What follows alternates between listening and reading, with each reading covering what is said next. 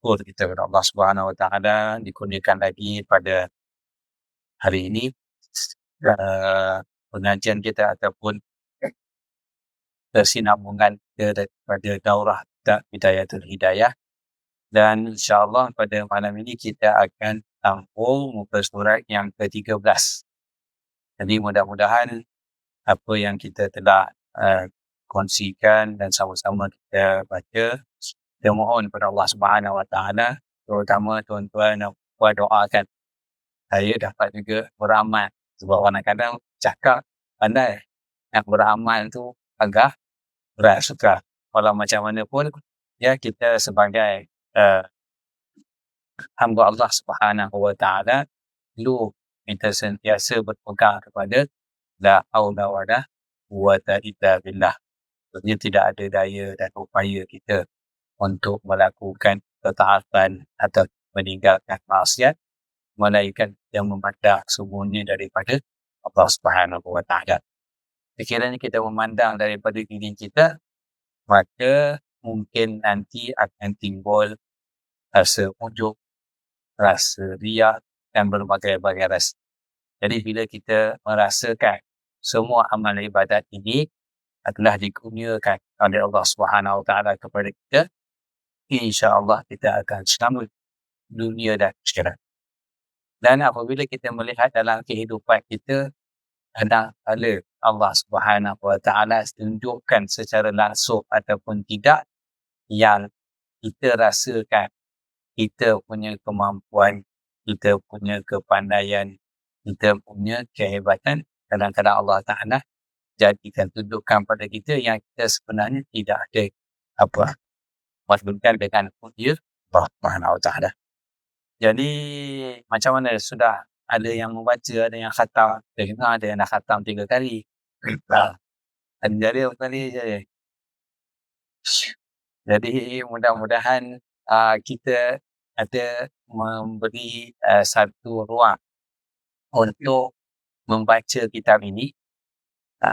Jadi sebagaimana yang kita diajar oleh kita, bila kita membaca kitab alim ulama kita bacalah Fatihah, kita hadiahkan untuk Rasulullah dan guru-guru kita dan juga pengarah. Mudah-mudahan dengan berkaitan bacaan kita itu, Allah Ta'ala memberi hidayah kepada kita dan kita dapat beramal. Jadi untuk malam ini kita akan usahakan boleh inilah sekadar mana yang boleh. Berapa lama Haji Midwan? Tadi ada ni, tak ada. Balik tadi. Ada. Kan dah susah. Jadi insya-Allah kalau tak sempat malam ni kita akan sambunglah nanti ya, bila-bila. Cuma di akhir tu nanti muka surat 181 tu ada sanad kitab. Jadi kalau tuan-tuan ingin, saya boleh sampaikan sanad kitab ini yang saya terima daripada guru saya di akhir nanti lah. Kalau di akhir kitab ke di akhir majlis, itu terpulang kan. Kalau tuan-tuan nak akhir majlis ni, saya dah siap sedia tulis di sini. Tuan-tuan boleh salin. Nanti saya akan terangkan. Ulanglah Baik, bismillahirrahmanirrahim. Qala al-musannif rahimahullah ta'ala wa nafa'ana bi'ulumihi fi darain amin. Adab-adab bangun dari tidur. Jadi saya nak ulang, saya suka mengulang kembali ya, kunci ataupun perkara yang sangat penting di dalam kitab ini adalah terletak pada surat 11, iaitu pada perenggan kedua tu. Dan engkau, wahai penuntut, tidak dapat melaksanakan segala perintah Allah Ta'ala kecuali dengan menguasai hati. Dan seluruh anggotamu pada sekalian masa 3 dan nafasmu bermula dari pagi sampai ke petang. Ini kunci dia. Jadi macam mana nak selesaikan ataupun nak menyempurnakan tuntutan ini? ada di bawah tu. Dia kata, dan ketahui bahawa Allah Ta'ala itu mengetahui segala yang ada di dalam hatimu. Jadi ini kita katakan, kalau kita bersuluk, ini kita panggil muraqabah. Muraqabah mutlak. Artinya, apabila kita membaca kitab ini, sah daripada sini ke depan, pakaian kita dalam membaca, dalam memahami, dalam mengamalkan kitab ini adalah apa yang kita pakai semasa kita bersuluk. Maknanya, kita nak praktis balik apa yang dikatakan wukuf, apa yang dikatakan muraqabah mutlak, apa yang dikatakan muraqabah ahadiyah, apa yang dikatakan muraqabah ma'iyah, apa itu nafi isbat, apa itu wukuf. Semua ni kita jangan sia-siakan. Kita cuba laksanakan di dalam kita membaca kitab. Baik. Saya teruskan dalam muka surat ke-13. Hendaklah engkau berusaha supaya dapat bangun dari tidur sebelum terbit fajar. Jadi terbit fajar kita di Johor berapa? Fajar Shadiq. Ada Fajar Shadiq, Fajar Kazib. Kan? Fajar Shadiq tu maksudnya waktu subuh lah. Hari ni berapa? 5? 5. Berapa? 50. Jadi kalau boleh sebelum. Jadi sebelum itu kita ukur lah. Kita nak sebelum sejam ke, sebelum 5 minit ke. Yang penting kita usahakan sebelum. Kenapa sebelum? Kerana ada kesempatan. Di situ peluang-peluang untuk kita beramal, istighfar, berzikir. Sebenarnya kesan zikir, kesan istighfar. Allah Ta'ala sebutkan tentang istighfar dalam Al-Quran. Allah Ta'ala cerita, wa bil as'ari hum yastaghfirun. Orang-orang yang Allah Ta'ala puji dalam Al-Quran itu, mereka beristighfar ketika waktu sahur. Maksudnya, mereka beramal pada malam itu dengan amalan yang banyak dan mereka tutup amalan mereka itu dengan istighfar. Jadi alangkah baiknya kalau kita kekalkan, kita usahakan. Contohnya kita sebagai pengamal tarikat Naqsyabandiyah, kita dia ada solat, wuduk, taubat, hajat. Kalau boleh, yang ini kita usahakan setiap hari kita buat waktu yang disadangkan oleh Imam Ghazali. Kita bangun sebelum subuh, kita laksanakan dan kita mulakan ataupun hari kita itu kita mulakan dengan zikir kita. Jadi kita isi makam, pada yang nak bersuduk, isi makam lebih kurang kalau macam kita tawajud. Dalam ni, kita tahu lah ada arsi yang sama. Tapi kalau nak sedap, nak biar lama. Maksudnya, versi zikir tu zikir biasa, tapi penghayatan tu. Kalau tak salah saya, tuanku pernah cerita macam mana Sayyidina Abu Bakar menghabiskan malamnya. Tuanku pernah cerita. Sayyidina Abu Bakar duduk iktibar.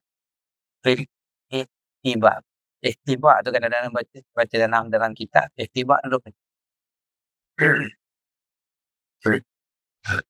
Dan murid pada Imam Sahab pun kata Imam Ishaq ada kala duduk macam ni. Tapi dia duduk macam ni bukan kita duduk. Dia duduk dalam muraqabah. Sampai ke Paris. Jadi Sayyidina Umar pernah bertanya, baca dalam syarat Sayyidina Umar pernah bertanya kepada diri Sayyidina Abu Bakar. Dia kata Sayyidina Abu Bakar tu kadang-kadang malam sampai ke pagi duduk. Maknanya duduk dalam muraqabah. Jadi di sini Imam Ghazali mencadangkan dan kita usahakan. Yang penting sebelum kita tidur kita ada azam dan niat. Sebab niat inilah penggerak.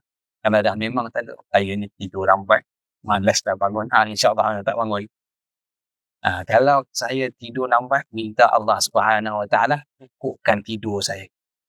Okay. Yang memiliki tidur tu Allah Ta'ala, yang memuaskan tidur Allah Ta'ala. Allah Ta'ala kata وَجَعَلْنَا نَوْمَكُمْ سُبَاتًا وَجَعَلْنَا اللَّيْلَ ibadat. Kita mohon pada Allah Subhanahu Wa Taala yang memiliki siang dan malam.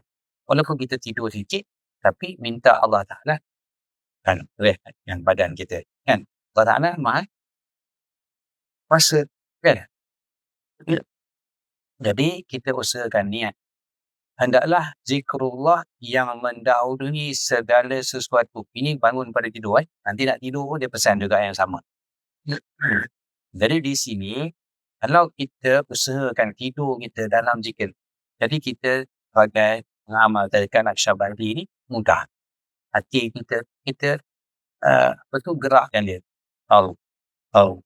Allah sampai di insya-Allah sedar kita tu, sedar dalam keadaan zikir macam tu. Mana hati kita tu akan bergerak untuk berzikir. Dan kita kena rangsang otak kita, bagi tahu saya tidur mesti dalam zikir dan saya bangun mesti dalam zikir. Otak kita dia akan patuh. Otak kita ni dia akan patuh dengan kita. Baik di hatimu atau di lidahmu atau kedua-duanya sekali. Jadi di sini yang saya katakan, kita apabila kita beramal dengan kitab ini, maka kita kena usahakan. Saya ingat ramai ada yang suruh saya kata korang, mudah-mudahan yang tak usuluk pun ada niat usuluk. Sebab skill ataupun kemahiran untuk belajar zikir, untuk memahirkan hati itu berzikir, tuan-tuan atau puan tak dapat nak belajar, nak pergi kuliah 1000 tahun kuliah pun tak nak, sebab dia bukan ilmu kuliah. Dia ilmu mesti praktis. Macam orang nak buat kek, dengar kuliah buat kek tak jadi, dia mesti praktis. Pergi kat dapur, tak pergi kuliah tak apa ke, kan? Duduk 5 minit awak buat macam ni, awak buat sendiri jadi, kan? Tapi kalau kuliah apa ni, sukatan pun tak faham, kan? Gula, so letak gula, buat garam. Jadi untuk mahir berzikir mesti suluk ada yang Allah Ta'ala kurniakan tanpa suluk. Tapi setakat ni saya tak jumpa lagi lah. Kau tahu Azmi dia pernah jumpa, tahu lah. Tapi nadira wanadiru kal ada. Tanyalah Tuan Azmi hidup 7 tahun latih. 7 tahun. Kalau nak belajar nak israt, ni lah orang ni. 7 tahun. Saya pun kena belajar dengan Tuan Azmi video macam mana tahun tu. Jadi untuk memahirkan ini, bila kita dah tahu, maknanya semasa suluk kita belum mahir. Maksudnya macam kita ambil driving license, mana mahir lagi, kan? Kita belajar, kan? Sikil. Maknanya tu, bila kita dah dapat suluk, jadi bila kita dah dapat kunci zikir itu, kita isi, kita gunakan dia. Masa bila inilah peluang yang kita nak masukkan. Contoh pagi, di sini bangun tidur. Jadi kalau saya nak bacakan doa ni panjang. Jadi nanti bolehlah pakat-pakat untuk baca sama-sama doa ni. Cuma saya nak ambil dia punya makna ataupun kepentingan doa ni. Doa ni yang mula-mula sekali, alhamdulillahilladzi ahyana ba'dama amatana wa ilaihi nusyur. Kalau kita ada maksudnya di situ, yang pertama sekali adalah alhamdulillah. Maksudnya kita merasakan syukur kepada Allah Subhanahu Wa Taala. Di sini, kalau kita cuba bayangkan apa itu, kita ulang balik. Wukuf adalah berhenti, ingatan segala lataif yang tujuh, kan? Jadi cuba bayang, kita masanya bangun tidur ni orang kita berhenti, kan? Jadi masih fresh, otak kita memang tak ingat apa. Jadi kita nak latih bangun saja tidur, kita berada dalam wukuf, maka kita berhenti. Ya Allah, aku minta berhenti ingatan aku selain daripada Allah Subhanahu Wa Taala. Mana kita hati kita, tubuh, zahir, batin kita berhenti. Berhenti maksud kita stop. Jangan ingat apa. Pause. Kita pause lain daripada Allah Ta'ala. Jadi semasa itu, maknanya kalau kita dengan Allah macam dalam solat, masa tu kita jatuh bayang dalam keadaan begitu, kita ucapkan dengan hati kita, Alhamdulillahilladzi ahyana ba'da ma amatana wa ilaihi nusyur. Kita faham di sini, segala bagi Allah yang menghidupkan. Cuba kita bayang, kalau Allah Ta'ala cabut nyawa kita malam tu, adalah celik-celik mata malaikat tanya, "Ma rabbuka?" Kan? Jadi semasa itu, kita bila kita wukuf ni dia adalah skill. Skill maksud kita perlu latih sampai benda tu terjadi. Maksudnya apa itu wukuf? Cerita boleh.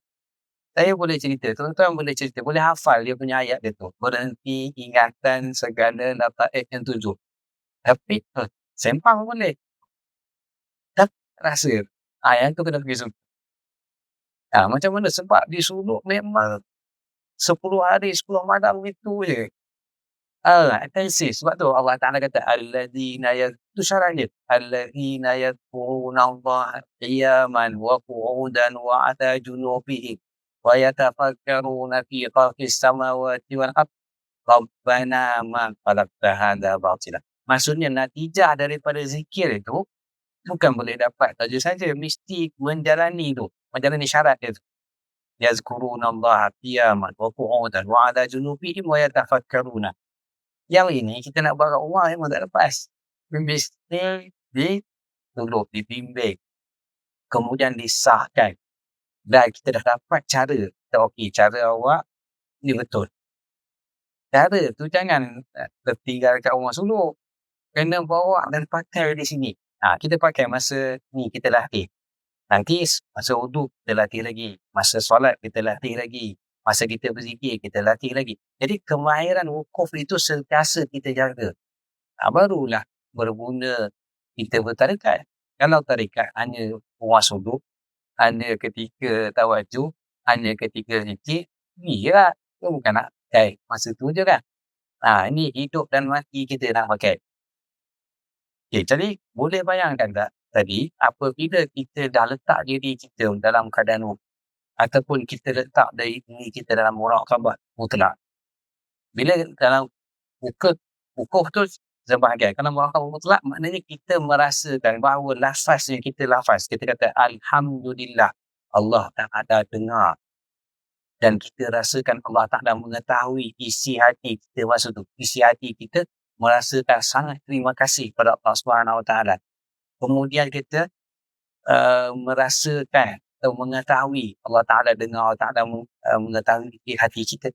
Jadi muraqabah mutlak itu akan menjadikan kita bertambah rasa hebat ataupun keagungan Allah Subhanahu Wa Ta'ala.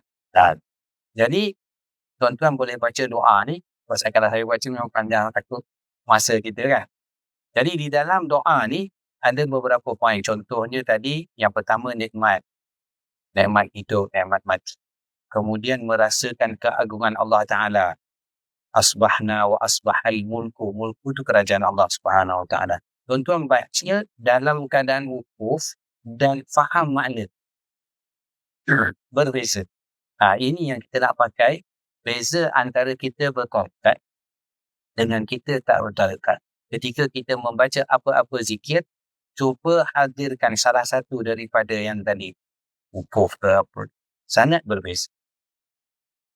Kemudian di bawah tu lagi nikmat agama. Yang kata asbahna ala fitratin zat wa kalimatil ikhlas.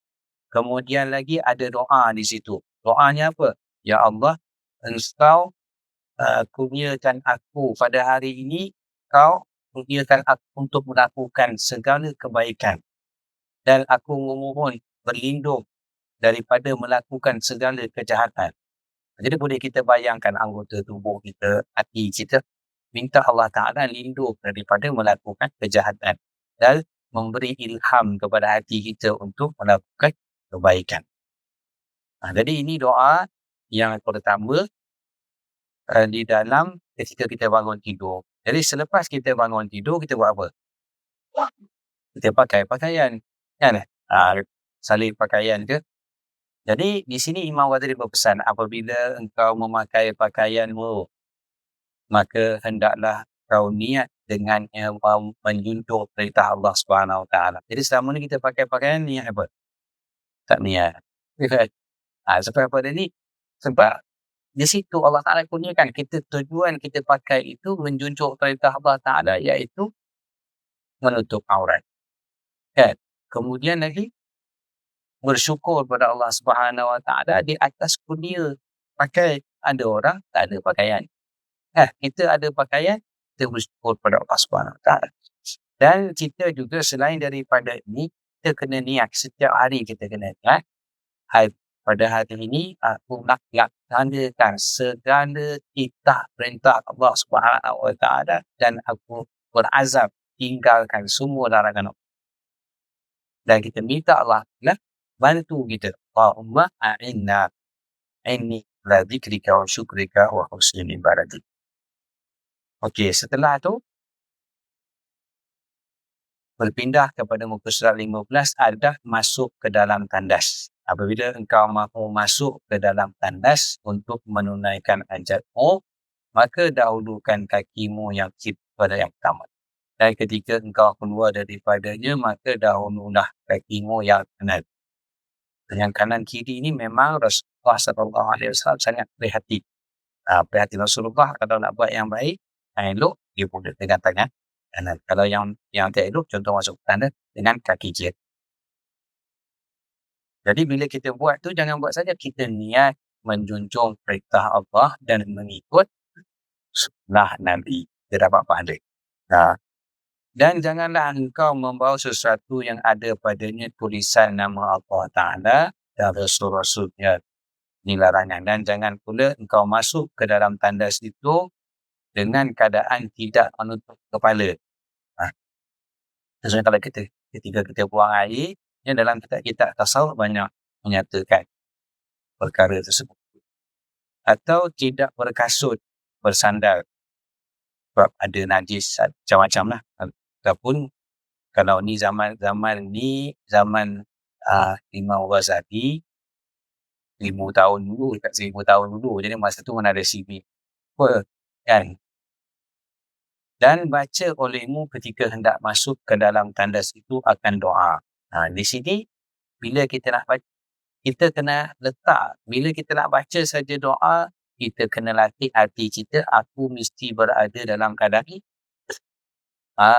Muraqabah, hukuk. Jadi bila kita latih dalam zikir, kita cuba bawa di luar, insya-Allah hati kita cepat bertindak, cepat sedar. Kalau tidak, kita sentiasa dalam keadaan lupa dan hal. Kemudian setelah kita selesai dan ketika engkau keluar dari tandas itu, hendaklah kau baca. Jadi yang doa yang pertama tu saya rasa kalau dah kita baca kan. Yang kedua tu ghufranaka. Ghufranaka ni maksud kita minta ampun. Dulu masa saya baca tenang, apa kaitan minta ampun dengan berdosa dalam tandas tu? Agak-agak apa kaitan? Ya Allah, berikan keampunan kepada aku. Antara yang saya baca dalam kitab, dia kata kita buang air. Air itu ataupun kita buang air besar, semua itu adalah hasil daripada rezeki yang Allah Ta'ala berikan pada kita. Sejauh mana rezeki tersebut, kita tetap bersyukur kepada Allah Tuhan. Jadi kita nak menyatakan kepada Allah Ta'ala, terlalu banyak rezeki yang Allah Ta'ala berikan pada kita dan terlalu kurangnya. Jadi oleh itu kita bersyukur kepada Allah Ta'ala. Antara yang disebut lagi dalam hadis ni, segala puji bagi Allah Ta'ala yang mengeluarkan daripada tubuh aku perkara ataupun sesuatu yang menyakiti kita. Bayang kalau kita tak boleh kencing, boleh buang air besar, macam mana? Kan? Jadi betapa ada satu kisah, tak tahulah kisah itu betul, tapi betul ataupun tidak di dalam cerita zaman Khalifah dulu, ada seorang ulama besar dijemput untuk memberi nasihat kepada Sultan zaman dulu lah. Khalifah lah zaman dulu. Dia kata kepada Khalifah, ya Amirul Mukminin, Macam mana dia kata, kalau engkau tidak diberikan, maksudnya engkau tak dapat minum segelas air. Segelas air kau tak dapat minum, melainkan engkau menembus kerajaan. Maknanya dia tak dapat air melainkan dia tembus kerajaan. Ataupun dia kata air yang kau minum tu tak lepas keluar melainkan kau tembus kerajaan engkau. Kata dia sanggup aku tembus kerajaan. Sebab apa? Segelas air yang masuk ataupun yang keluar. Dia kata kalau macam tu aku tak payah dah nak rebut-rebut dia kata. Segelas air ni bahasa. Jadi nikmat kita ni rasa macam kita ada sebenarnya Allah Ta'ala beri kekayaan kepada kita. Hanya Allah Ta'ala saja tahu. Jadi syukurnya kita kepada Allah Subhanahu Wa Ta'ala sampai Rasulullah ajar kita keluar daripada tandas pun jangan lupa untuk bersyukur kepada Allah Subhanahu Wa Ta'ala. Yang penting mesti hadirkan taubat. Kemudian seterusnya muka surat 16 tu, dan sebaiknya di sini Imam Ghazali pesan supaya jaga daripada najis. Jadi bab najis ni mungkin tuan-tuan dah belajar di sekolah di Johor insya-Allah ada belajar, jadi kena ulang balik, buka balik kitab yang berkaitan dengan najis. Sebab penting kalau kita beribadat najis tak selesai, ibadat kita tak diterima. Jadi dan sebaiknya hendaklah engkau siap segala yang engkau perlukan untuk berinjak itu sebelum engkau qada hajat. Ini zaman 1000 tahun. Zaman sekarang dan kita buka ada air. Ini pun kita kena syukur. Patutnya syukur kita kena lebih daripada orang-orang yang sebelum kita. Kalau kita baca kitab-kitab dulu, dia orang nak ambil wuduk, terpaksa pergi telaga, unggah air ke rumah. Kita tapi taklah secara kan sekarang ketik je kan, nak panas nak sejuk semua ada. Dan jangan engkau beristinja dengan air di tempat qada hajat. Ini kalau di tempat yang tidak pakai tandas. Kerana apa? Dan hendaklah engkau beristimrak. Istimrak ni maksudnya membersihkan sisa-sisa daripada kita kencing melawaskan daripada air kencing dengan cara engkau berdeham-deham. Kita gerak perut kita tu supaya air habiskan air kencing kita keluar. Kadang-kadang bila kita tak habiskan air kencing keluar, nanti kena pada pakaian dan nanti pakaian kita najis. Dengan cara engkau berdeham-deham dan melalukan jari di bawah kemaluanmu 3 kali. Itu salah satu cara istibrak. Dan jika engkau mahu beristinja sedangkan engkau berada di tengah padang. Ini tempat. Ini mungkin zaman dulu lah, zaman sekarang tak berlaku di Indonesia pula. Mana ada padang. Kalau zaman dulu orang Arab bermusafir, mungkinlah maka hendaklah engkau mencari tempat yang jauh daripada pandangan orang banyak supaya tidak tercium baunya. Ini tengok adab.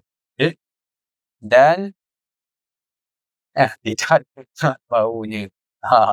Ini adab. Sampai begitu sekali. Dan hendaklah engkau menghadap kepada sesuatu yang kau jadikan dinding, mana menutup. Ini kalau di tengah padang pasir ada, apalagi menghadap pada sesuatu yang kau jadikan dinding di hadapanmu, dan dengan engkau membuka auratmu sebelum kau sampai ke tempat duduk ni hadap. Dan jangan engkau menghadap ke arah kiblat atau matahari atau bulan. Dan jangan pula kau membelakangi. Jadi semua di dalam keadaan di padang pasir atau tempat yang terbuka. Dan jangan pula engkau membelakanginya dan demikian. Dan jangan kau qada hajat dalam air yang tenang. Jadi kemungkinan air itu orang nak guna kena dan jaga juga. Begitu juga di bawah pohon yang berbuah. Ini masa kecil-kecil tu. Baik. Masih ada Jangan pula di dalam dalam lubang ni bahaya. Mungkin ada binatang berbisa dan jauh daripada genting di atas tanah yang ni tetap ada mana berbalik-balik. Begitu juga pada tempat yang bertiup angin semuanya ini untuk menjaga supaya jangan kita terkena najis. Kalau kena najis mesti kita suci balik. Engkau terkena percikan seperti sabda Rasulullah SAW. Ini penting. Sesungguhnya kebanyakan seksa kubur adalah berasal daripadanya, yakni dari sebab tidak berhati-hati dalam bersuci daripada najis. Ini kita kena belajar balik, buka balik kitab-kitab yang berkaitan dengan najis ni, najis air ni, itu kena faham. Kemudian dan hendaklah engkau duduk ketika qada hajat itu dengan memberatkan sebelah kakimu yang kiri. Yang ni kira macam apa kita nak katakan, panduan ataupun cara untuk melawaskan buang air besar supaya lebih mudah keluar najis. Dan janganlah engkau kencing dalam keadaan berdiri kecuali ketika darurat. Kerana ada dalam satu hadis yang Rasulullah SAW pernah kencing berdiri, tetapi ada di dalam kitab fiqh tu menyatakan sebab-sebab. Ini dikatakan pada ketika darurat. Dan himpunkanlah dalam istinja itu antara menggunakan batu. Ini kalau kita nak guna batu ataupun sekarang ni mungkin boleh gunakan tisu. Boleh digantikan dengan tisu kesat dan air. Terutama kalau katakan tempat tu air kotor. Janganlah guna air kotor, air. Kan kita lebih baik kita guna tisu. Dan jikalau engkau hanya mahu menggunakan salah satu di antara dua perkara itu, maksudnya kalau ada air antara dua, air ataupun batu, yang dia kata hendaklah engkau memilih untuk menggunakan air kerana itu lebih afdal. Kalau kita menggunakan batu, sekarang ni susah lah cari batu. Kalau guna tisu, kita guna 3 tisu minimum. Maksudnya kalau yang penting najis tu hilang, air najis tu hilang. Kemudian bawah tu, dan jangan engkau beristinja dengan tangan kanan. Ini ada. Dan hendaklah engkau membaca doa. Ini doa ni penting. Maksudnya, ya Allah, sucikanlah hatiku dari sifat munafik dan peliharalah kemaluanku dari kejahatan seperti zina. Jadi di sini kita berdoa. Maksudnya, selain daripada kita membersihkan, Allah Ta'ala mengajar kita suci daripada najis zahir, kita kena mohon pada Allah Subhanahu Wa Ta'ala membersihkan kita, hati kita, anggota kita, zahir dan batin kita daripada dosa batin. Dan dalam engkau menggosokkan tanganmu dengan tanah. Di zaman dulu tak ada sabun Zaman sekarang ada sabun, kita guna sabun. Setelah selesai daripada istinja, dan engkau membasuh akan tanganmu. Baik, kita berpindah kepada wudu. Ini sama juga. Cuma saya rasa kita selalu buat wudu ni, kalau kita nak hubung kaitkan dengan zikir kita, wudu ini antara fungsi yang kita baca dalam hadis adalah membersihkan, mensucikan kita daripada dosa, kan? Bagaimana Rasulullah kata, sembahyang pun membersihkan kita daripada dosa. Jadi, semasa kita nak berwudu, sebagaimana yang disebutkan tadi, mesti kita usahakan kita dalam wudu ataupun dalam muraqabah. Maksudnya kita merasakan berhenti ingatan. Sebab tu makruh ketika berwudu sembang. Buat apa? Berhenti ingatan kita. Kita sekarang nak pause. Ni video dia. Pause dulu, berhenti. Jadi bila kita berhentikan ingatan, masa tafakur kita apa? Anggota wudu, muka kita dan tangan kaki. Dan bila kita renung, anggota ini jugalah yang terlibat dengan dosa, kan? Dosa mata, dosa telinga, dosa mulut, semua anggota wudu. Jadi di sini semasa wukuf tu kita tafakur apa?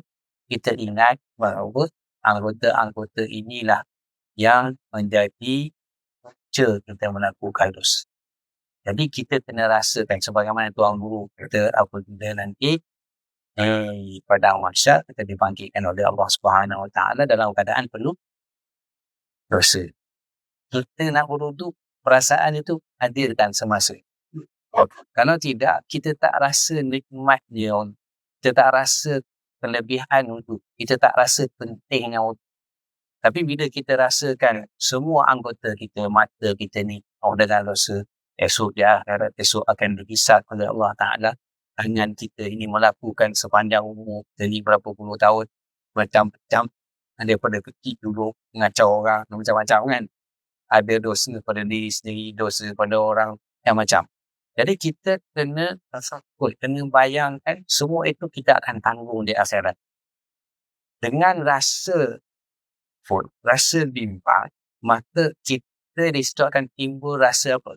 Rasa perlu, ya Allah, aku sangat memerlukan keampunan terhadap semua anggota-anggota. Jadi semasa kita nak pegang air tu, kita rasa kita ini sangat bertuah. Kerana Allah yang beri peluang, ajar kita macam mana cara kita nak membersihkan diri kita. Dan kita juga memohon pada Allah Ta'ala dengan wudhu ini Allah Ta'ala bersihkan zahir dan batin kita. Di dalam kitab Syekh Abdul Wahab Syarani, dia kata air, sebab tu air dia ada air mutlak, ada air mustahmal. Air mutlak ni maksudnya air itu bersih. Kenapa air mustahmal tu tidak sah untuk digunakan berwuduk? Sebab dia punya, istilah kita orang sekarang kita panggil aura. Dia kata air ni dia ada mempunyai aura lah sebenarnya. Molekul tu dia ada kita nak kata apa tak tahu bahasa Melayu. Ada satu kekuatan dalam air tu, ada ruh dia ada ruh. Jadi bila kita dah guna dia untuk suci, sebabnya yang suci ni kita nampak zahir kita. Sebenarnya kalau saya membaca dalam kitab Syekh Ahmad Syarani, guru dia tu, Syekh Ali Khawas, dia kalau duduk, dia kata guru dia pernah duduk, kan kita ambil wuduk air tu kan mengalir dekat longkang. Dia duduk kat longkang tu, dia boleh terang. Ini dosa orang ni. Dia tengok orang tu, dia tengok air. Dia boleh cerita. Itu, ini mengalir ni dosa. Jadi menunjukkan apa? Sebab itu air mustahmal tu tak boleh kita guna dalam tu. Sebab dia punya power tu dah habis.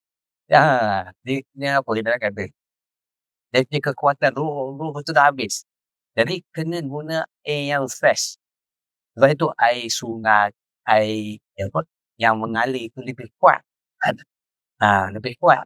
Jadi di situlah menunjukkan bahawa Allah Ta'ala telah, walaupun kita tahu dia ni, tapi dengan syariat, dengan perintah Allah Ta'ala ajar Nabi Muhammad dan kita dapat.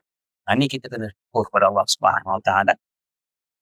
Jadi dengan rasa itu, sebab itulah di dalam tarikat Naqsyabandi kekalkan wudu, kan? Atau pertama ketika suluk, sebenarnya salah satunya itu. Maknanya kita sentiasa berada dalam keadaan air itu ada rohani dia. Kita sentiasa berada dalam keadaan suci zahir dan batin.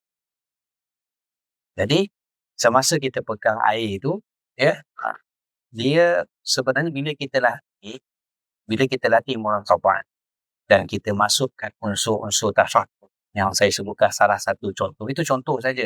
Sebenarnya kalau tuan-tuan buat, nanti Allah Ta'ala akan ilhamkan macam-macam perasaan. Macam rasa malu ada, rasa syukur ada, macam-macam. Yang penting kena ada muraqabah ataupun wukuf dan tafakur bersama. Dan kemudian bacalah doa-doa tu Yang pertama doa, Bismillahirrahmanirrahim, Allahumma inni baca tuan-tuan bacalah nanti doa tu. Kalau saya nak baca satu-satu, sebab di dalam kitab lain mungkin lain doanya. Tapi yang penting kalau tak dapat bahasa Arab tu, faham makna niat dalam hati pun okey. Ambil dia punya, maknanya lepas tu tuan-tuan baca balik semula. Setiap satu doa tu keluarkan dia punya point, maksud dia. Masa basuh tangan, macam contoh. Saya masalah contoh ni kan panjang pula. Di dalam kitab Tanwirul yang tuan terjemah jadi jiwa membentuk jiwa sufi tu, sebenarnya kitab tu 3 bahagian. Satu akidah, satu fiqh, satu tasawuf. Yang tasawuf tu tuan terjemah. Yang fiqh tu saya pasti ada tak orang terjemah ataupun tidak. Tapi dalam fiqh tu sendiri, kalau tuan buka kitab tu, dia ada juga macam ni. Maksudnya dia terangkan. Dia pegang air tu ada baca. Contoh kalau pegang air tu macam apa? Kalau tuan-tuan duduk dalam muraqabah, duduk dalam wukuf, pasti nanti ada Allah Ta'ala ilhamkan. Minimum kita akan rasa terima kasih. Maksudnya Allah Ta'ala jadikan air tu, ada air untuk kita bersuci. Minimum akan rasa syukur. Itu minimum.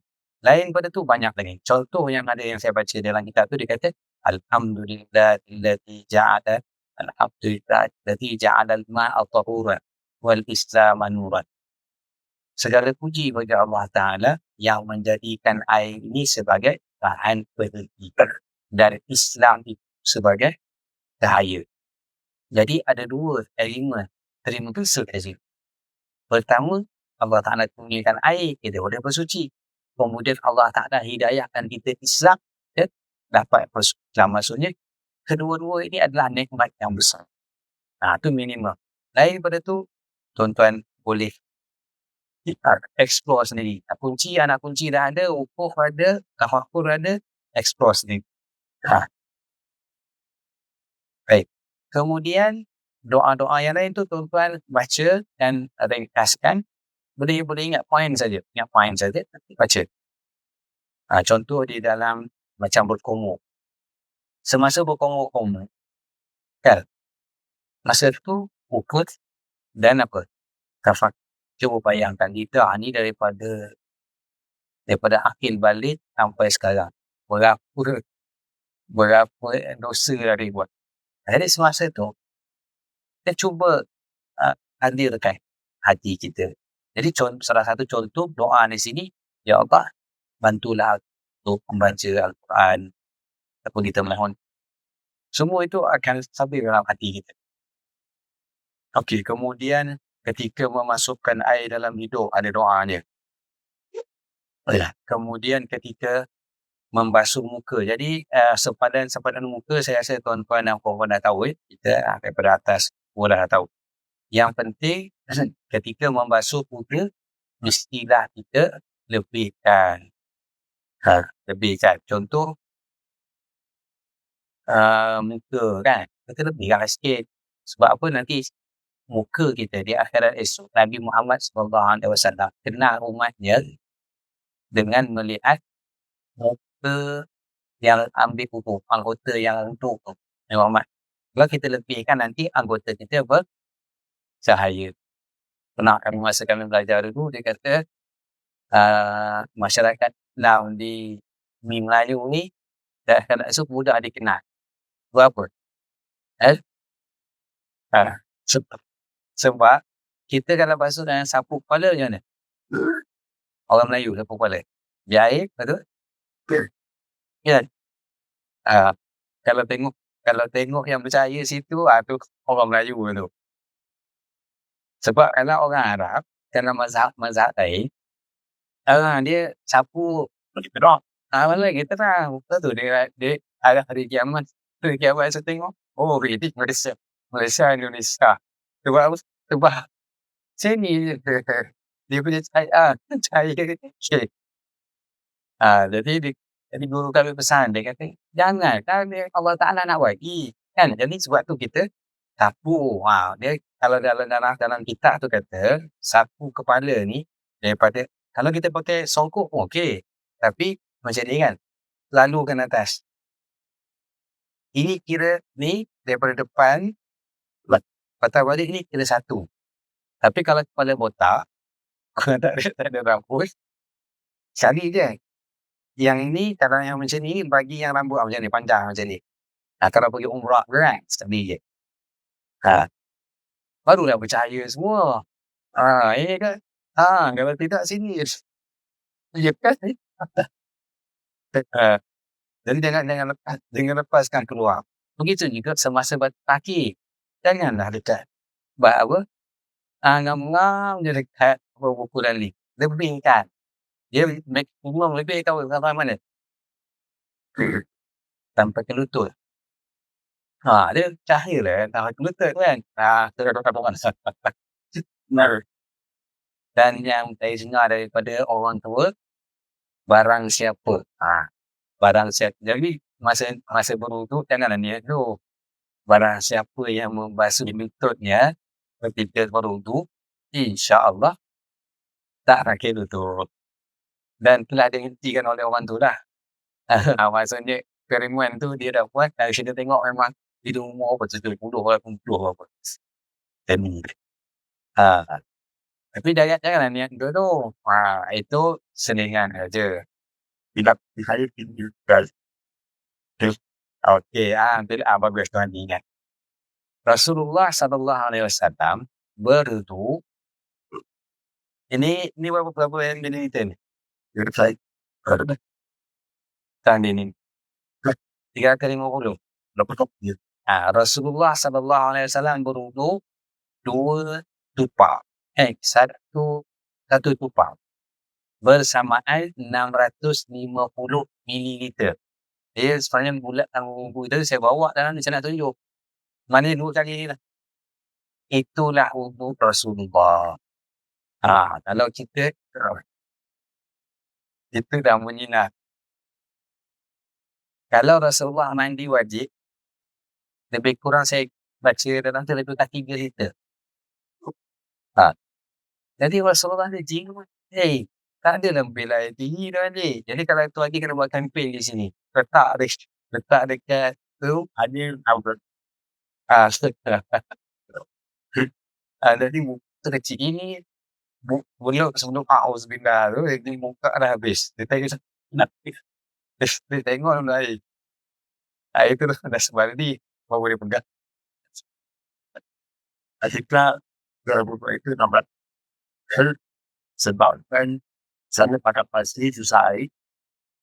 Okey. Soalan tu bagus. Ada sahabat nanya. Ada seorang sahabat. Dia guna air banyak ketika berwuduk. Rasulullah tegur. Rasulullah dia kata, ya Rasulullah, aku ni guna untuk ibadat. Boleh ke? Rasulullah kata, walaupun engkau berada di dalam sunat. Maksudnya, air kau nak guna untuk wuduk, ambil yang tu je. Dan kata, kat sunat. Mana Rasulullah mengajar apa? Berjimat. Guna sekadar yang perlu sahaja. Jangan lebih. Jadi tak adalah. Dalam kitab dia kata selah. Dalam kitab kata mesti guna ml, dia kata sekadar butter. Janganlah guna 600 ml butter. Ni Rasulullah ada banyak tu, tak. Sekadar butter. Bukan banyaknya dalam kitab. Tapi sempurna. Maknanya ratakan air itu pada obat. Kemudian menjelat kena macam janggut. Bagi yang lelaki kena selat. Kalau tak tebal kena sampaikan pada kulit. Kalau tebal sekadar tebal tak tebal ni kena tengok nampak kulit, itu mana tebal. Kena tipis. Kena sampaikan. Kalau tidak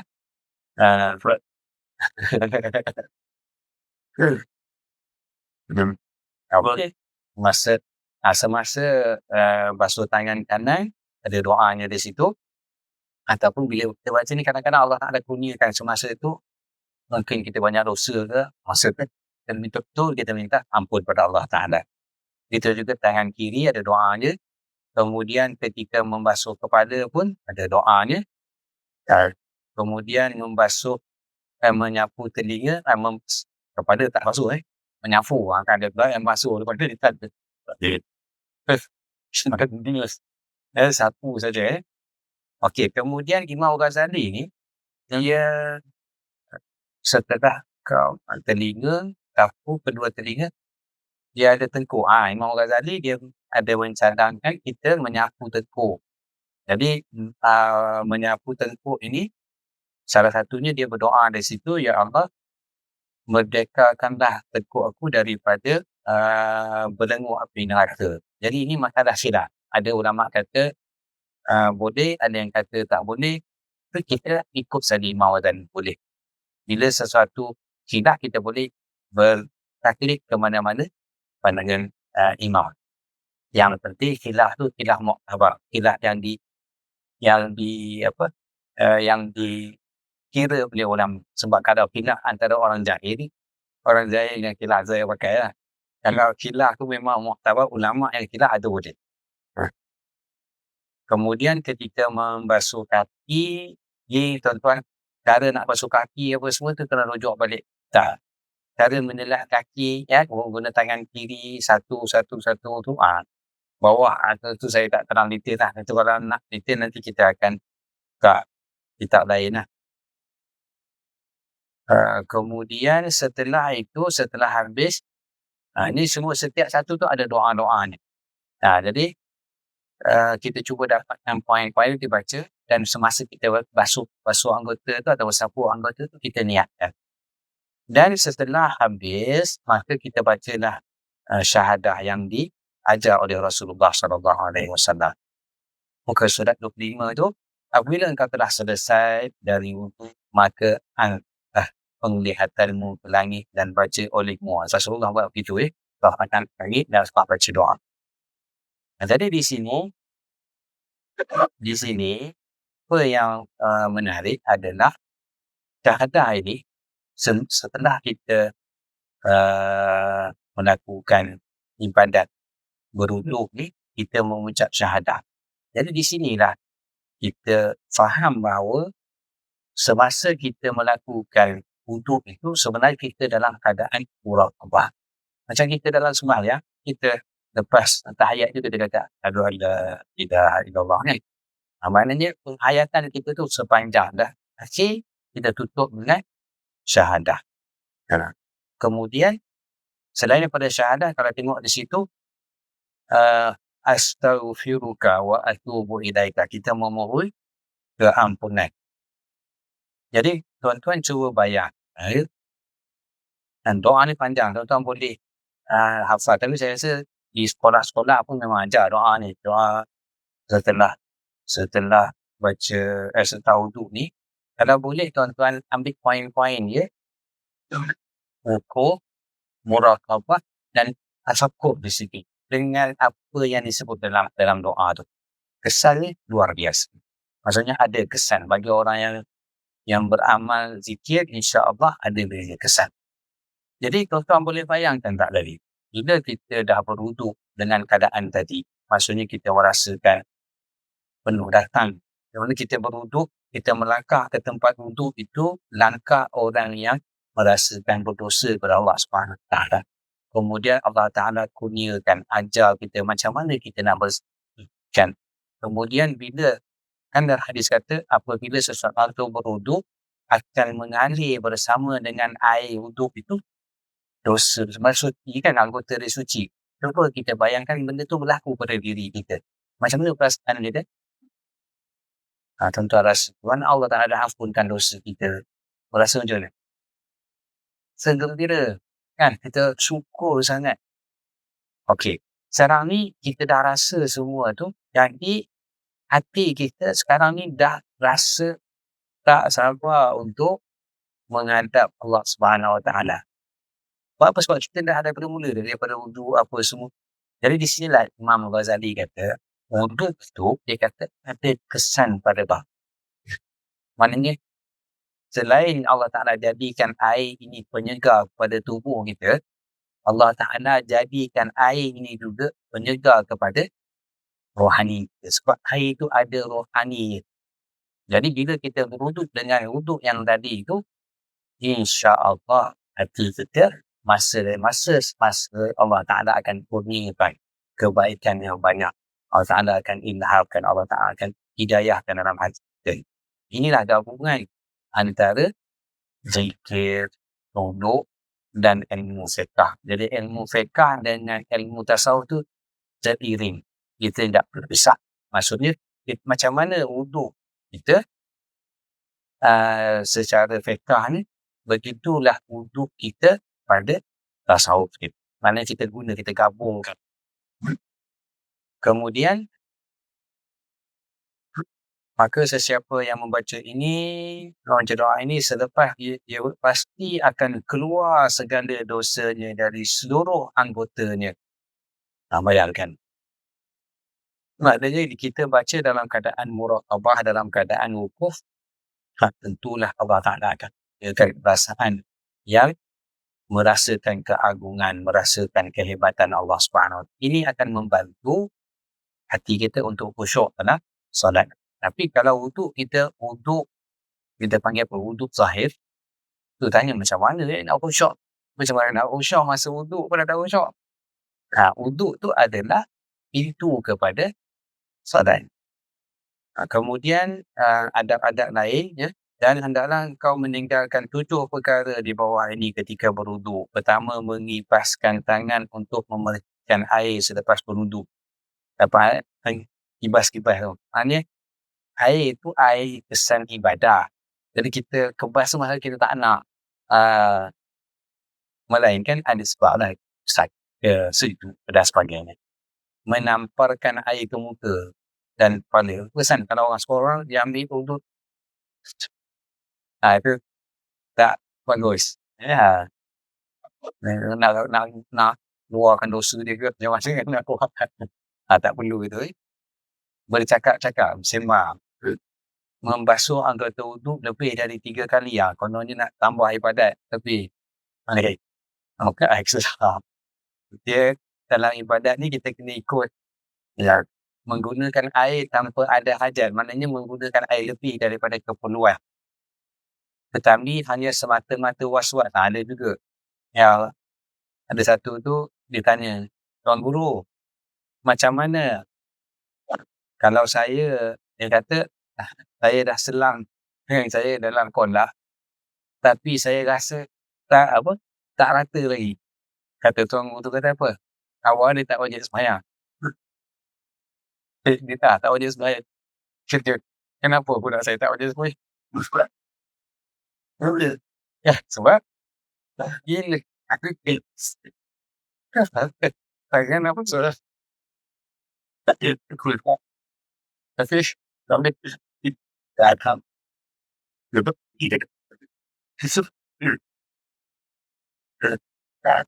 tu kan betul lah mana senang tangan apa sudah aku tapi biasa tak basah baik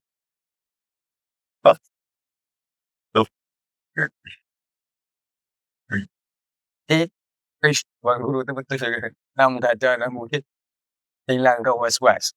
Kan? Bunyi blau. Afwan. Dah masuk dalam kata manci. Dah masuk dalam sungai. Saya tak pasang pada awal tak ada akal. Tak ada seperti yang saya ingat apa pada tu orang tu hilang was-was kan. Kalau itu kan. Daripada dia jadi gila kan. Jadi dan macam Tuan Guru lah. Tuan Guru cerita ada orang was-was datang tanya Tuan Guru. Tuan, saya ni kan yang tu banyak kali. Tuan mudah. Awak akan untuk siapa? Kau untuk Allah. Tak sekali syukur. Kan untuk Allah, untuk Allah kadang-kadang untuk syukur. Untuk Allah.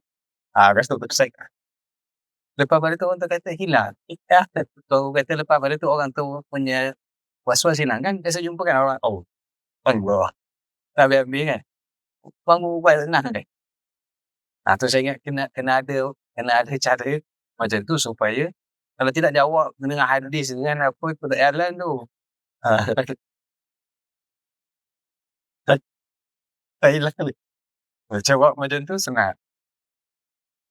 Kemudian kata Imam Ghazali yang di sini dan tersebut pula dalam hadis. Sesungguhnya barang siapa yang menyebut nama Allah Ta'ala ketika berwuduk.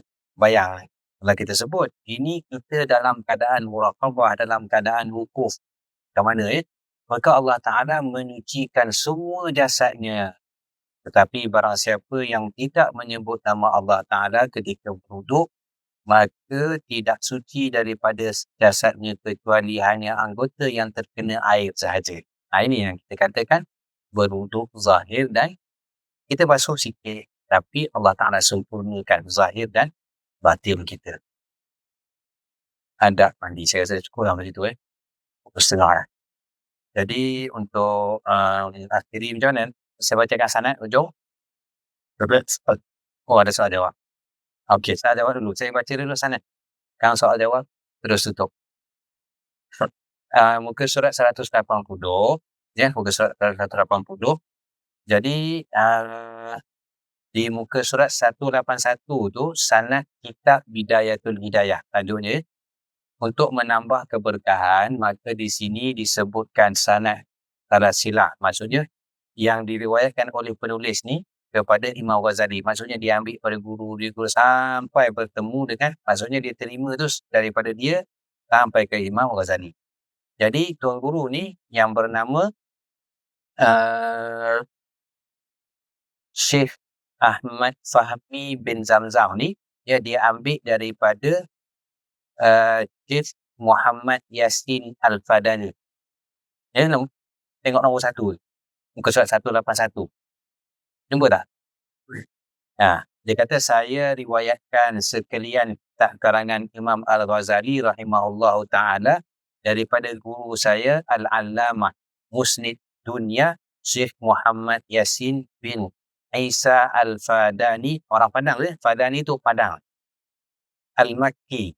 Jadi kemudian nombor 2 tu dia kata beliau mengambil daripada Syekh Muhammad bin Maksum bin Ahmad Al-Lasimi. Beliau mengambil daripada Syekh Waliullah Abi Imran. Seterusnya sampailah ke muka surat sebelah tu 17. Beliau mengambil daripada pengarangnya Imam Hujjatul Islam Abu Hamid Muhammad Al-Ghazali. Jadi ini sanad Syekh Fahmi.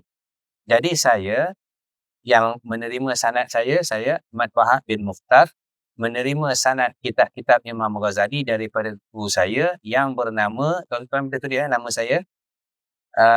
Saya tulis sebelah. Saya tulis sebelah kosong. Tengah harum. Tuan-tuan boleh tulis. Jadi saya Ahmad Wahab bin Mukhtar menerima sanad-sanad kitab Imam Ghazali daripada almarhum Asy-Syaikh namanya Saleh bin Osman Jalaluddin penanti. Beliau menerima daripada Syekh Muhammad Yasin Padani dan seterusnya sanad sampai Imam Ghazali tadi. Sama. Maksudnya nombor 1 tu kekal. Muka surat 181 tu kekal.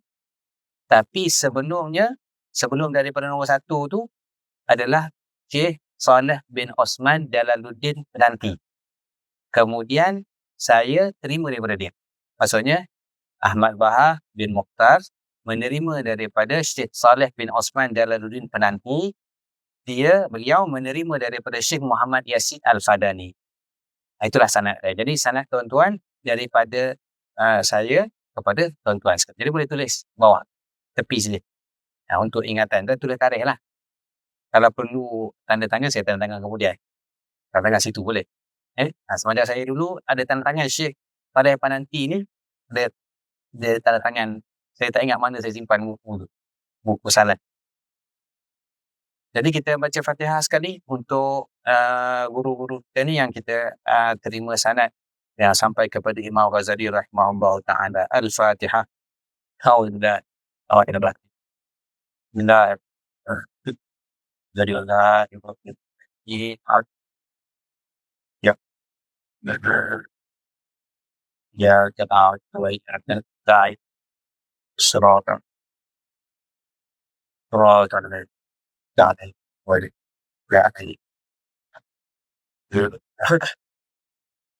Jadi kita buka untuk sesi soal jawab, yang mana saya boleh jawab, yang tak boleh jawab saya tangguh. Bagi mikrofon pada sini. Tidak ada soalan sedia.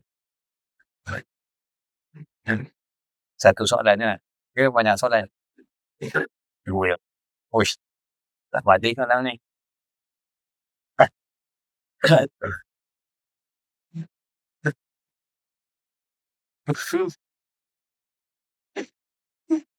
Dan Odi dan bahaya.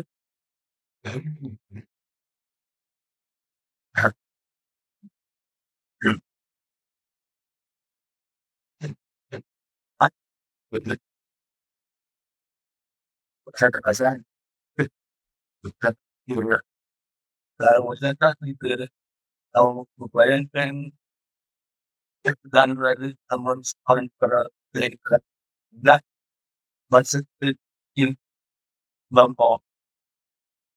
Saja kita dari orang di pada dia beda. Yes, and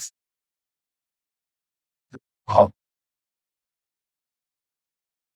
soalannya, boleh tak kita bayangkan semasa kita berzikir, kita bayangkan ada guru kita, masyayikh dan Rasulullah SAW. Secara umum, sebenarnya kita saja yang tak buat. Cuba kita perhatikan solat kita sendiri. Kita solat yang paling utama sekali kita kata wajjahtu wajhiya lilladzi fataras samawati wal ardh. Maksudnya semasa kita solat tu kita sedar bukan kata guru masyayikh kita, Allah Ta'ala, kan? Dalam hadis qudsi kata, dalam hadis Nabi, an ta'budallaha ka'annaka tarah. Engkau menyembah Allah Ta'ala seolah-olah kau melihat Allah Subhanahu Wa Ta'ala. Maknanya wa huwa ma'akum aina ma kuntum. Sebenarnya perasaan tu sepatutnya ada daripada awal tadi. Sepatutnya ada daripada awal lagi. Merasakan Allah Ta'ala sentiasa bersama dengan kita. Itu yang pertama. Yang kedua, bila kita lihat di dalam tahiyat kita. Tahiyat kita kata at-tahiyatul mubarakatus salawatut thayyibatul lillah. Yang itu maksudnya apa? Kita memberi penghormatan pada Allah Subhanahu Wa Ta'ala. Mana kita sedang menghadap Allah Ta'ala, kemudian kita menyembahkan penghormatan kita. Kalau kepada manusia, kita kata Assalamualaikum, kan? Assalamualaikum, Encik. Kan? Itu kalau manusia. Kalau pada Allah Ta'ala, takkan Assalamualaikum. Jadi, untuk memberi penghormatan, bila kita menghadap Allah Subhanahu Wa Ta'ala, kita kata at-tahiyatul mubarakatus salawatu thayyibatul lillah. Itu sebenarnya sebagaimana kalau kita baca di dalam dalam surah Al-Mi'raj, kan Rasulullah SAW bertemu dengan Allah Ta'ala.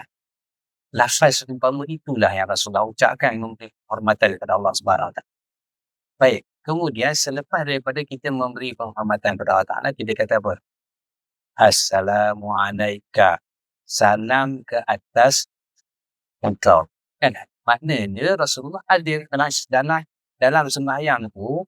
Kalau kita baca kitab-kitab fiqh pun, dia kata, hendaklah ketika kamu memberi salam pada Rasulullah itu, kamu merasakan Rasulullah itu hadir.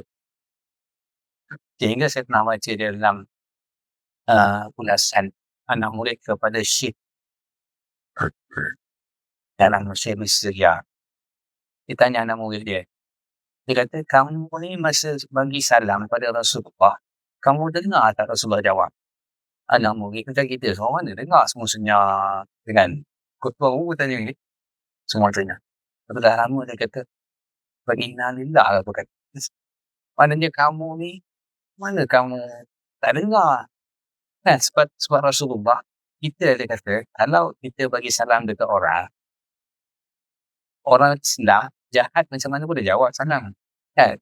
Jadi kamu bagi salam ke Rasulullah, kamu tak dengar Rasulullah jawab. Jadi, pada dia sepatutnya setiap Muslim kena dengar jawapan itu. Macam mana? Jadi, di sini mengajar kita bahawa kita memang sepatutnya merasakan kehadiran Rasulullah.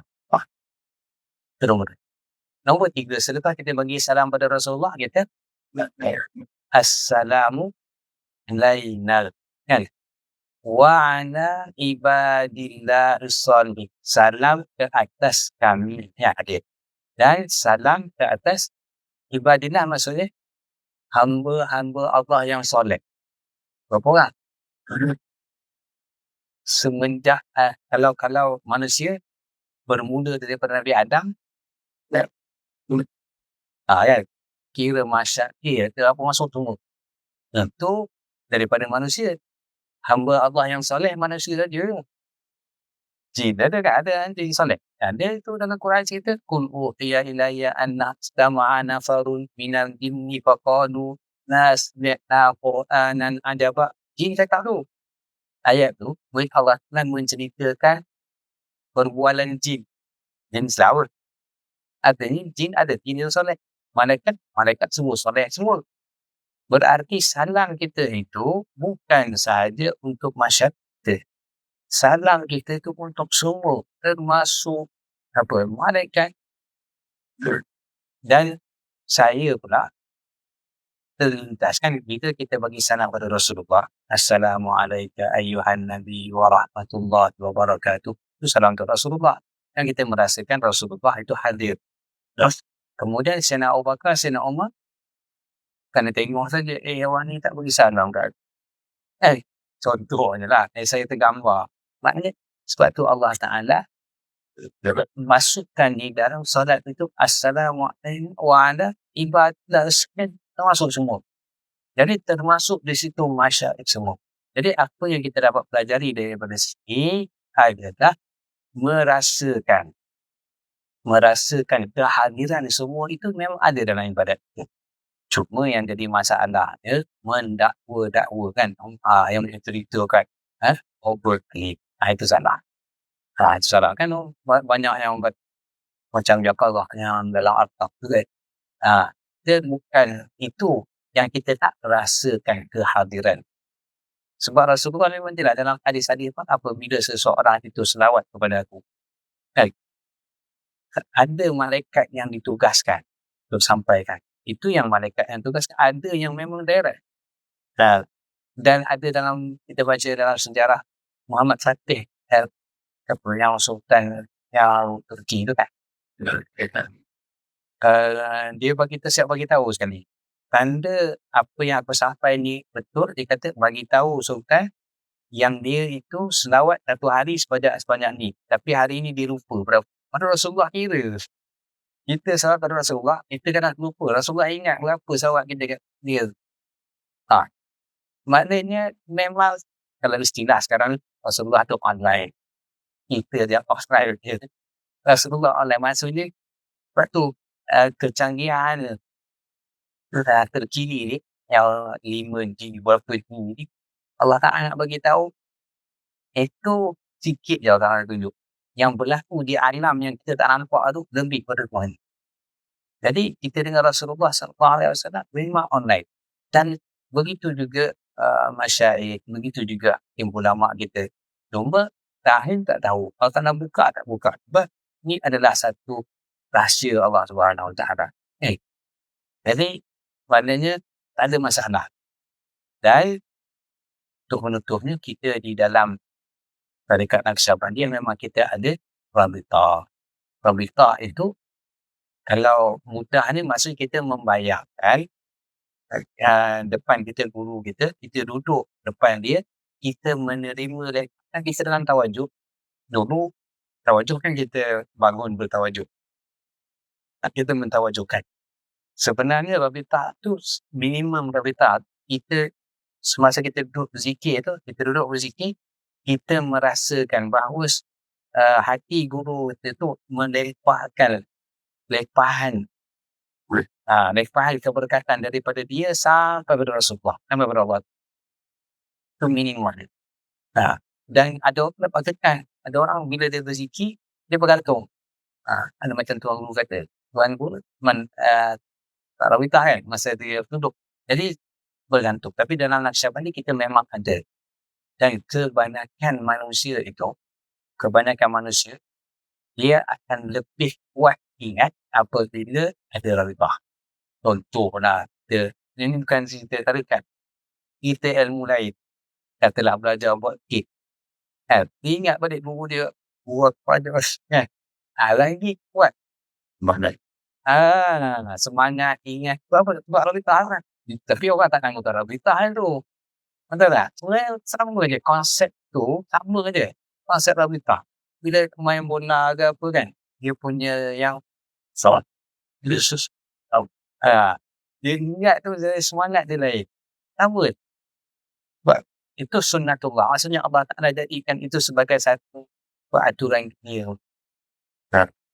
Melainkan orang yang jarang-jarang. Tapi kebanyakan tu bila kita ingat apa yang contoh yang pengajar kita, macam ibu pesan, kadang-kadang kita meninggalkan sesuatu ataupun melakukan sesuatu dengan sebab kita ingat, oh ni guru saya pesan. Padahal orang lain pesan juga, tapi disebabkan dia ingat yang tu, dia buat. Terus kekuatan rabitah. Jadi begitulah, kadang-kadang kita Allah Ta'ala punyatan soal tu, rabitah tu yang membantu dia. Dia salah, dia ingat, guru aku tak bagi, dia tinggalkan. Itu salah satu fungsi rabitah, memudahkan ataupun menjadikan kita terikat dengan janji kita dengan guru kita. Kita takut menyalahi. Seolah-olah kita merasakan dia tu ada. Ada separuh-separuh anak murid ni, kan saya baca dalam kitab Tanul Qulub, darah saya, memang dia dengar. Dia maksudnya bila dia nak buat tu, macam guru dia ada macam tu. Tegur dia kan. Jod, kalau benda tu macam mana kan, kita nak buat satu dosa, contohnya, dia pun dengar suara, ada betul ke? Macam mana? Itulah sebenarnya rahsia, ataupun di sebalik kita mengingatkan guru kita itu membantu hati kita untuk kuat berpegang, menjauhi diri kita daripada perkara-perkara yang Allah Ta'ala larang, ataupun kuat hati kita untuk melakukan ketaatan. Kalau tak saya, kalau rasa lemah nak buat, cuba hadirkan rabitah dan cuba daftarkan, rasakan lempahan di sini membantu. Jadi kita akan rasakan lempahan zikir itu sebenarnya kita ni sebenarnya kita dia rasa kita zikir, sebenarnya tak. Dia tuan guru tu, tuan guru kat baik baru mengalir. Kata nak mengalir macam mana kan, Sadah Sila tu, kalau dalam kitab siapa tu, Syekh Abdul Halim Mahmud, dia kata rahsia di sebalik bai'ah tu adalah persambungan. Maksud persambungan sama tanah adalah persambungan keberkatan tu. Maksudnya kita bersambung keberkatan guru kita sampai Rasulullah. Kata-kata baik tu, tuan guru buka baik, kita dapat masing-masing. Kita rasa kita berzikir, padahal sebenarnya dia yang salurkan air tu. Tapi bukanlah air betul kan. Mana keberkatan Salah Sila tu. Dan di situ yang kita kadang-kadang terlepas pandang, kita rasa kita banyak zikir, kita ada, sebenarnya tak. Sebenarnya doa daripada guru kita dan ke atas.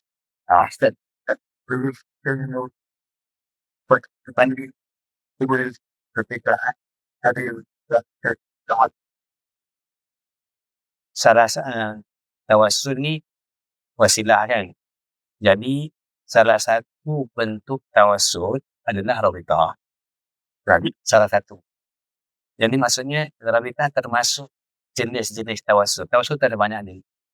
Ada tawassul amal, ada tawassul yang mana kita memohon perantara. Recommendation. Kita tak mampu nak buat, jadi kita menggunakan bantuan tak ada hayat. Kita kata nak urus semua tu, tak daya. Bayangkan tuan guru ada sebentar. Memang terus. Betul tak? Masa sebenarnya, tuan ada macam mana? Tuan dan sebab tu dalam ni pun ada. Dia kata, Kalau kamu susah sangat nak ingat Allah Ta'ala sembahyang depan Allah, kamu rasakan ada orang alim tengah tengok kamu. Tapi tak ada. Bayangkan tuan duduk atau kita, kata kita nak sembahyang tincai-tincai. Jadi ada tak tuan duduk depan kita tengah tengok kita sembahyang? Macam tu. Mana dia punya konsep tu ada. Kadang boleh baca. Saya tak ingat kamu ke surah mana, tapi ada. Yang kita dah baca minggu lepas pun ada. Dia kata, awak bayangkan yang awak sedang berhadap dengan seorang raja. Ada. Mana konsep tu ada. Jadi setakat tu lah. Ini dah sambut lagi subuh. Yang pasal zuhud apa semua tu, saya sentuh. Saya dah tahu soalan. Aisyah. Boleh tanya. Saya nak sikit dia nanti minta tuan terang. Saya rasa tu sikit. Asal dulu dah melewati sepas dulu boleh melakukan sepas das. Update. This one baker. Jadi saya maksud saya ni bukan zuhud saja, apa sifat mahmudah di dalam yang kita belajar dalam ilmu tasawuf tu zuhud, lagi wara', lagi sabar. Ceritanya macam ni. Tuan-tuan ada belajar ilmu tajwid. Saya sebab bidang Quran kan, saya buat contoh ilmu tajwid. Izhar, idgham, kan, ikhfa. Jadi ilmu tajwid tu adalah ulama tajwid, dia dengar ulama zaman Rasulullah mana ada tu. Ikhfa, idgham, tak ada. Jadi ilmu tajwid tu adalah teori kepada apa yang berlaku. Yang berlaku sebenarnya Rasulullah baca a'udzubillahi minasyaitonirrajim, bismillahirrahmanirrahim. Jadi ulama tengok ini dia namakan yang ada keluar dekat hidung, kita dengar. Kan? Yang ada dia dengar namanya izhar. Dia namakan. Dia namakan. Jadi ulama tasawuf dia berzikir. Kesan daripada zikir. Dia kata contoh zuhud. Teorinya baca dah kita. Zuhud ni adalah tidak ada hilang rasa nak dunia apa. Cerita rasa dia yang jalan. Rasa dia tu yang penting macam muraqabah. Kalau cerita pasal muraqabah boleh 1, 2, 3 kita setahun boleh cerita. Tapi nak rasa dia kesan daripada muraqabah tu. Dah ada cukup. Jadi sekarang ni cerita pasal zuhud apa semua tu boleh baca dalam kitab. Tapi untuk dapatkan zuhud tu kita boleh usaha, maksudnya usaha secara fiqh. Secara fiqh masa kita baca zuhud itu adalah meninggalkan dunia. Kita boleh usaha. Tapi hati, hakikat zuhud tu mesti dengan demikian. Contoh, kita nak masuk Islam, kita mengucap 2 kalimah syahadah. Maksudnya dah jadi syarat Muslim. Nak pindah kepada mukmin, kita boleh belajar rukun iman 6. Tapi adakah kita menjadi mukmin dengan belajar rukun iman yang benar? Kita boleh hafal. Ulang 1000 kali boleh. Dan adakah kita berpindah dari Muslim kepada mukmin? Dan asas kepada perpindahan itu sebenarnya semua saja. La ilaha illallah memindahkan daripada seseorang itu daripada kekufuran kepada Muslim. La ilaha illallah memindah seorang itu daripada Muslim pada mukmin. Tapi la ilaha illallah macam mana? 10 hari. Kemudian nak pindah daripada mukmin kepada muaskin sama juga la ilaha illallah juga. Mana kita ni bermula daripada zikir berakhir dengan zikir. Tidak ada cara lain. Teori boleh baca. Maksudnya boleh zuhud sabar ini adalah begini, zuhud tawakal boleh baca dalam Quran pun ada, dalam hadis pun ada, dalam kitab tasawuf pun ada, ulama ustaz bercerita. Tapi untuk capai rasa tu 10 hari. Ini jawapan. Maksudnya zuhud itu dia sebenarnya dia aturan. Dia mudah-mudah sekali apabila seseorang itu ni ulama yang tulis tasawuf ni, yang menulis kitab contoh Imam Ghazali, dia tulis setelah dia menjalani 10 tahun musnah. Jadi dari kasan dia kata bila dia berjalan tu dia kata apabila dia berzikir yang sakit, yang mula-mula sekali lahir rasa nak taubat. Itu tanda pertama. Tak ada orang skip. Tidak ada seorang pun skip yang tu. Tak ada, saya ni terus tawakal. Jadi apa yang dicerita tu sebenarnya laluan tu sebenarnya adalah laluan normal. Maksudnya kalau kita nak pergi ke mana? Mersing. Okay, awak akan jumpa pertama Sepang Gunung. Lepas tu nanti saya terus je lompat. Tu dia mungkin ada kan pakai drone ke apa ke. Tapi laluan dia itu. Betul dia disusun dalam tasawuf disusun. Taubat, lepas taubat. Memang itu laluan. Dan itulah yang dipanggil manaz. Tempat. Kalau kita berjalan, tempat henti-hentian. RNR. Kalau RNR ni untuk perjalanan zahir kita. Ni ada RNR hati. RNR pertama, sempah rendah. Yang situ, taubat. Lepas tu, yang kedua, macam yang tu, zuhud. Sedangkan susunan. Sebenarnya itu akan berlaku. Dan inilah tugas kita bersuluk. Sebab tu bersuluk, kita kena lapor pada Tuan Guru. Tuan Guru akan tahu, dia ni dah melalui RNR. Kita kena lapor, ni saya di sini ni, kat mana dia? Tu macak tu. Yang tahu tu, Hati Midun dia tahu. Kalau macam saya pun tak tahu. Tegak macam mana. Itu pentingnya guru. Sebab dia dah melalui kita tu. Bila cerita kat dia, kita cerita dia kesan zikir kita gini-gini. Awak zikir lagi. Bukan bermakna zikir kita sebelum tu tak makan. Tak, maksudnya awak ni untuk melepasi tu kena zikir yang baru pula. Betul saya kata la ilaha illallah pertama. Bukannya kita kata yang pertama tu tak pakai. Tak. Yang pertama sah awak dah masuk dari Muslim. Jadi awak perlu pula la ilaha illallah yang kedua untuk masuk jadi seorang mukmin. Lepas tu kita tanya Tuhan, zikir lagi. Orang dah zikir. Ya. Kita tak faham tu. Maksudnya sebenarnya zikir satu, zikir dua. Dan dia satu, dia dua, dia tiga. Kita tak faham. Kalau kata zikir lagi. Kita ingat aku tak zikir. Tak. Zikir yang ni kamu perlu satu zikir lagi. Itu kepentingan saja. Jadi begitulah. Bila kita berzikir, nanti Allah Ta'ala nampakkan tu. Dekat Tuhan. Tuhan saya macam ni. Cerah. Sebab tu Rasulullah pernah tanya sahabat. Dia kata, Tuhan selalu cerita. Yang, apa namanya tu? Kaifa asbahata. Kaifa asbahata. Ya harisah. Apa? Kaifa asbahata. Macam mana engkau? Dia kata, asbahtu mu'minan haqqa. Aku telah menjadi pagi ini, aku telah menjadi seorang mukmin yang benar-benar beriman. Kata Rasulullah, setiap sesuatu itu ada hakikatnya. Apa hakikatnya? Hakikat imannya. Dia pun cerita. Jadi dia cerita natijah dia. Natijah daripada apa yang dia rasa tu yang cerita pada Rasulullah. Kata, arasta falzah. Jadi engkau dah sampai kepada itu makrifah. Kalau sampai ke makrifah, kekalkan. Jadi kita berzikir, kita melapor semula. Suluk lepas suluk seolah zikir tak jalan. Jadi selepas suluk tadi kita teruskan zikir dan hasil daripada natijah tu kita akan laporkan pada Tuhan. Jadi ini yang kita buat kita hari supaya kita buat permulaan dalam hidayah. Jadi inilah permulaan kita. Lepas ini kena lapor terus pada Tuhan.